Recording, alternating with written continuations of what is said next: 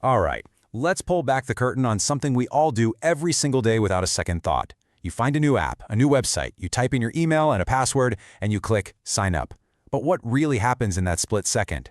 Where does your password go? Its journey is a total mystery to most of us, and honestly, it's way more interesting than you think. I mean, we do this all the time, right? It's muscle memory. You need to create an account, you think up a password, or let's be real, you probably reuse one of your top 3 favorites, and then you just send it off into the wild. So let's actually pause and think about that for a second. Where does it live? Is it just sitting in some giant spreadsheet on a server somewhere right next to your username? I mean, that kind of feels like how it would have to work, right? How else would they check it's you when you log back in? Well, here is the big twist. Any website that takes your security even remotely seriously does not store your password at all, not even a little bit. If a hacker managed to break into their system, they wouldn't find a file called passwords.txt with your secret password inside. So, if they're not storing it, what in the world are they doing? To really get the right way to do it, we have to look at the absolute worst way first. It's called plain text storage, and it's exactly what it sounds like. They just save your password, character for character, just as you typed it. If a company does this and gets hacked, the bad guys instantly have your exact password. It's the digital version of writing your PIN on the back of your credit card. Just a terrible, terrible idea. So to avoid that complete disaster, websites use this really clever one-way trick. It's a foundational concept in all of cybersecurity, and it's called hashing. Hashing basically takes your password and puts it through a special mathematical algorithm. And what comes out the other side is this long string of letters and numbers that looks completely random. That's called the hash.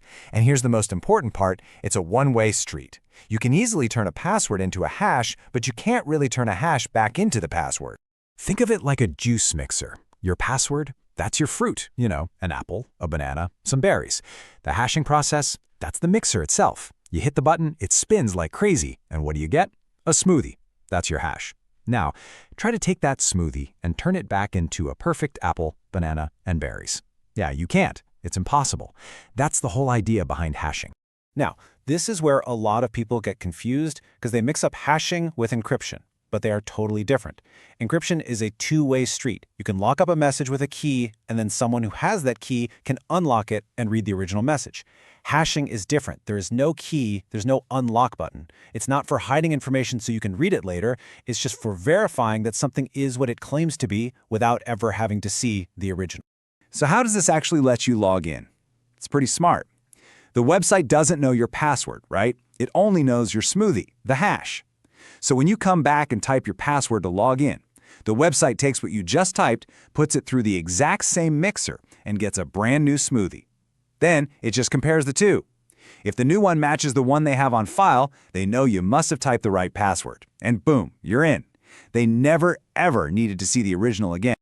Okay, so hashing sounds pretty solid. It's a one-way street, you can't reverse it. So why are we always hearing about these massive password leaks? How are accounts still getting hacked all the time? Well, that's because hackers are clever, and they have a few tricks up their sleeve. And that really is the million-dollar question, isn't it? If the hackers can't just reverse the hash to get the password, how do they break in? Well, the answer is kind of simple. They don't bother trying to reverse it, they just attack from the front. The first most basic method is called a brute force attack. So imagine a hacker steals a company's whole list of user hashes. They don't know the passwords, so they just start guessing. They take a super common password like 123456, they run it through the same hashing mixer, and then they check if that hash shows up anywhere on their stolen list. No? Okay, they try password, then QWERTY. They can do this millions, even billions of times a second, just guessing and checking until they find a match. A dictionary attack is basically the smarter, more efficient cousin of a brute force attack.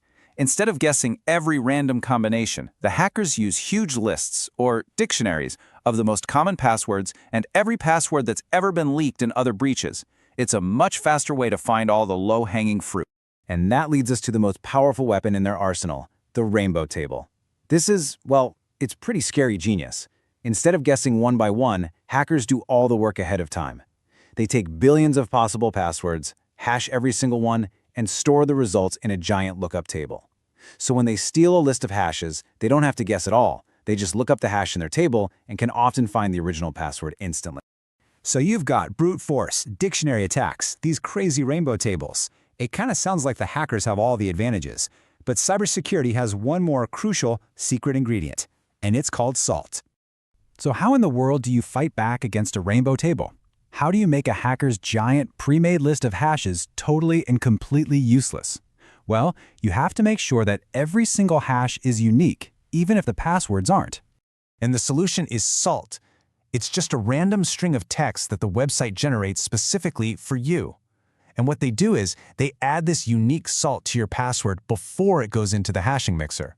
It's like adding a secret, unique ingredient to your fruit smoothie that nobody else has. Check this out. It's pretty cool how it works. Let's say two different people, user 1 and user 2, both choose the awful password 123456. Without salt, their hashes would be identical, making them easy to spot.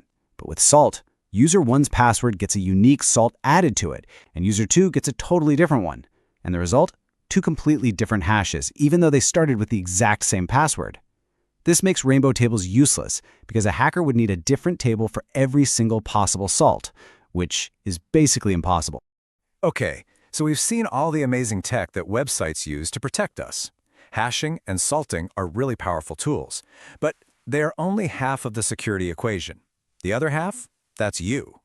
Here's the hard truth. Even with all of these advanced protections, if your password is password123, a hacker is still going to guess it. They're going to guess it fast, probably using a simple dictionary attack. The best security in the world can't protect a weak link, and the password is often that weak link. So what can you do? Here are the golden rules. These are pretty much non-negotiable. First, make it long, at least 12 characters. Longer is even better. Second, make it complex. Mix in some uppercase, lowercase, numbers, and symbols. Third, make it impersonal. No names, no birthdays, nothing someone could guess. And finally, the most important rule of all, and I cannot say this enough, use a different password for every single account. And here's exactly why that last rule is so critical. Let's say some small random website you used years ago gets breached and your password leaks. If you use that same password for your email, for your bank, for everything, well, hackers know this. They'll take that leaked password and automatically try it everywhere else. This is called credential stuffing, and it's how one tiny, insignificant breach can cascade into a complete takeover of your entire digital life. So how do you possibly manage all of this? Okay, 3 tools are your best friends here. First, get a password manager. It will create and securely remember ridiculously strong, unique passwords for every site. You only have to remember one master password. Second, turn on two-factor authentication, or 2FA, everywhere you can. This means even if a hacker steals your password, they still can't get in without a code from your phone. And finally, just be aware. Learn how to spot fake phishing websites that are designed to trick you into just handing over your password. So as we wrap this up, I want you to think about it this way. We've seen the incredible digital locks and security systems that websites build to protect us. But all of that amazing technology means nothing if the key itself, your password, is flimsy and easy to copy. The best deadbolts in the world won't help if you leave the key under the doormat. So, take a second and ask yourself, is the front door to your digital life